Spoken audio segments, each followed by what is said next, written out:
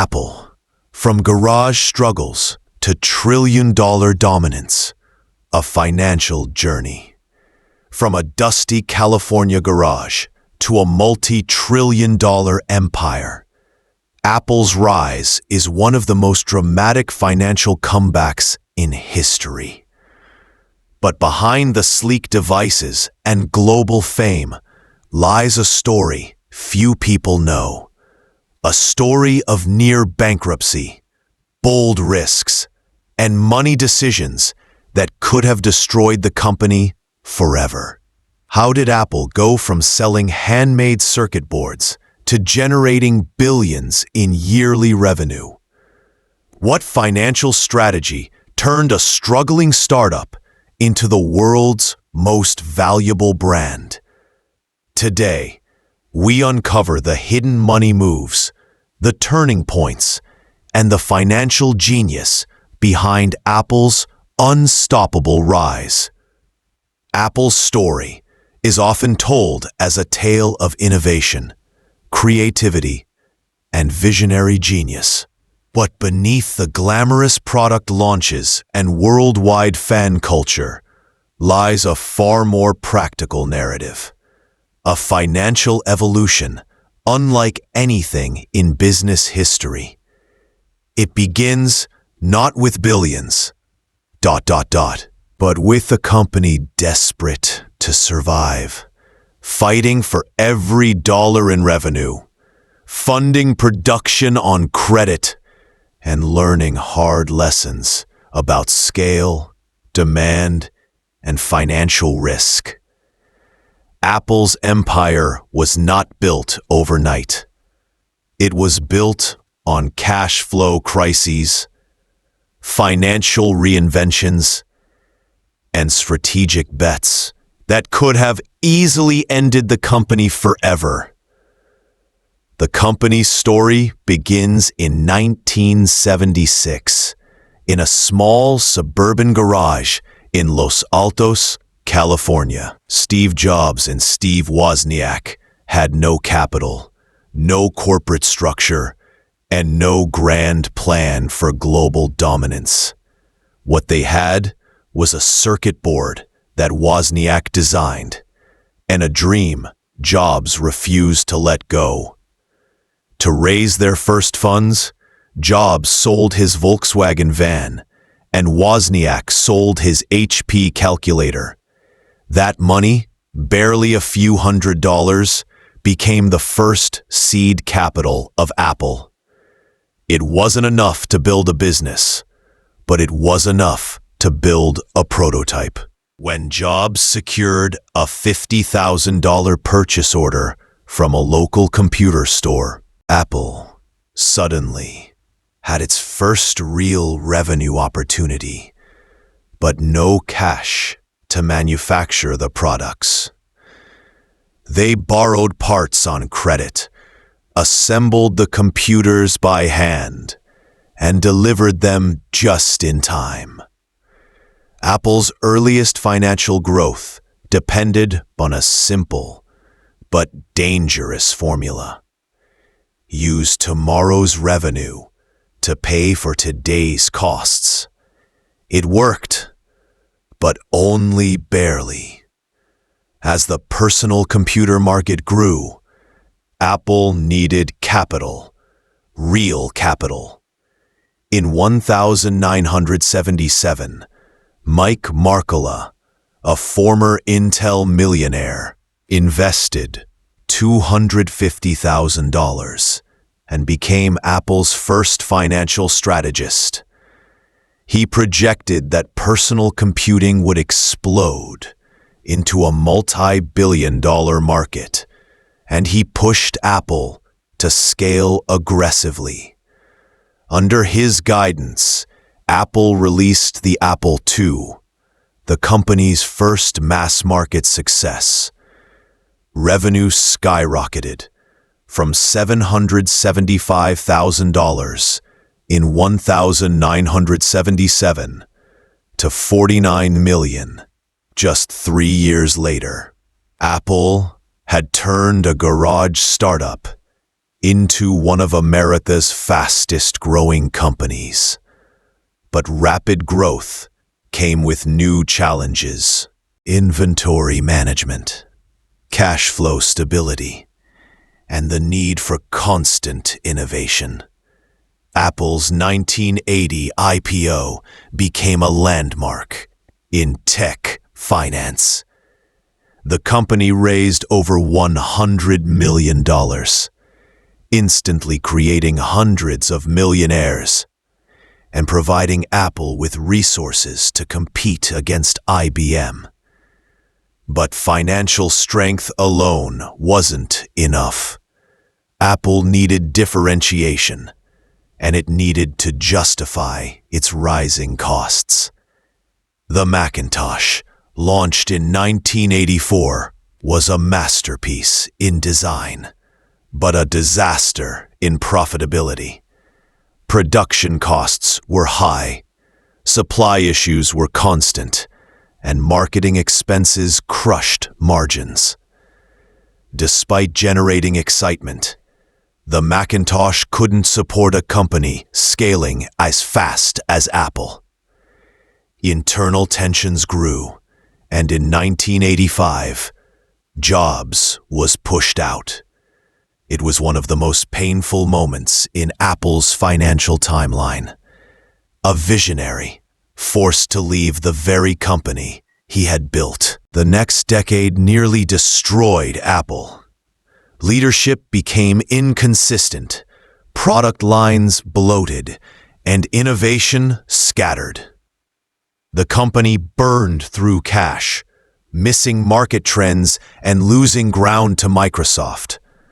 By the mid-1990s, Apple's revenue was stagnating, margins collapsing, and bankruptcy felt inevitable. In 1997, Apple recorded massive financial losses, and analysts openly predicted the company would fall within months. Credit agencies downgraded their assessments, suppliers hesitated, and investors fled. Apple needed a miracle, or a strategic reset of unprecedented scale. That miracle arrived when Apple acquired Next and brought Steve Jobs back. His first move was not creative, but financial. Cut costs, simplify product lines, renegotiate supplier deals, and rebuild operational discipline. He famously ended dozens of projects, saving Apple from financial overextension. That same year, a $150 million investment from Microsoft stabilized Apple's liquidity. It was not a rescue, ... It was a lifeline that bought Apple time to rebuild itself. Jobs' financial genius was simple: focus, efficiency, and long-term value creation. Under COO Tim Cook, Apple reinvented its supply chain, reducing inventory from months to days and freeing up millions in working capital. Apple minimized manufacturing risks, optimized global logistics, and restructured its operations with military precision. Then came the products that changed everything. In 1998, Apple launched the iMac. With bold design and strong marketing, it became a commercial hit, restoring consumer trust and driving revenue growth. By the early 2000s, Apple had returned to profitability, but its real financial revolution was still ahead. In 2001, Apple introduced the iPod, a product that generated entirely new revenue streams. More importantly, it created a halo effect that boosted sales of Macs, accessories, and software. Apple was now building an ecosystem, a recurring revenue machine. But the world changed in 2007 when Apple introduced the iPhone. This was not just a product launch. It was the most important financial turning point in tech history. The iPhone transformed Apple from a niche computer company into a global consumer electronics powerhouse. Revenue exploded. Gross margins surged, and Apple's stock, once considered a risky investment, became one of the most valuable assets on Wall Street. The App Store, launched in 2008, introduced a new form of recurring revenue, one that required no manufacturing and produced astonishing profit margins. Services would later become one of Apple's most stable revenue pillars. By 2010, Apple was generating tens of billions annually. The release of the iPad added another powerful revenue stream, reinforcing Apple's dominance in hardware design and supply chain mastery. Throughout the 2010s, Apple's financial growth looked unstoppable. In 2018, Apple became the first public company in history to reach a $1 trillion market valuation. 2 years later, it reached $2 trillion. And by the mid-2020s, it approached $3 trillion. Driven by a global ecosystem of devices, services, and loyal customers. Apple's modern financial strategy is different from its early days, but built on the same foundations: innovation, operational excellence, and global scale. Services now generate massive recurring revenue. Subscriptions, payments, cloud storage, and media. The hardware lineup continues to evolve, while Apple's investments in chips, AI, and health technology push the company into new markets. Its supply chain, once a weakness, has become a competitive weapon, enabling Apple to maintain high margins while producing premium products at global scale. The company that once struggled for survival in a garage now manages one of the largest cash reserves in corporate history.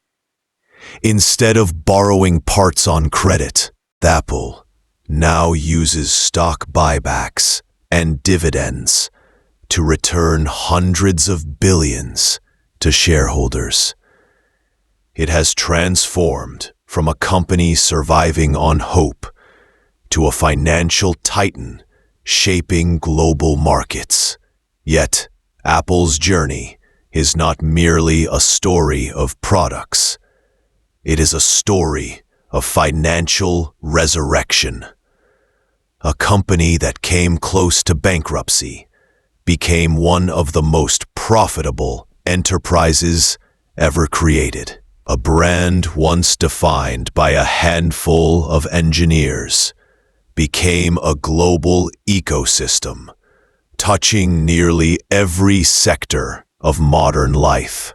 Apple's financial success was not guaranteed. It was earned through discipline, risk-taking, and relentless focus on value creation. And so Apple's rise from a cluttered garage to a multi-trillion-dollar empire stands as one of the greatest financial transformations in history. It is a story of desperation turned into discipline, of innovation turned into impact, and of revenue lines once measured in thousands now measured in hundreds of billions. Apple began as a dream held by two young creators, but it became the most powerful financial engine the technology world has ever seen. Apple's journey proves that vision, discipline, and bold financial decisions can rewrite destiny. From a fragile startup to a global powerhouse, its rise is a blueprint for resilience and reinvention. If you enjoyed this story, don't forget to like, share, comment, and subscribe for more powerful business journeys.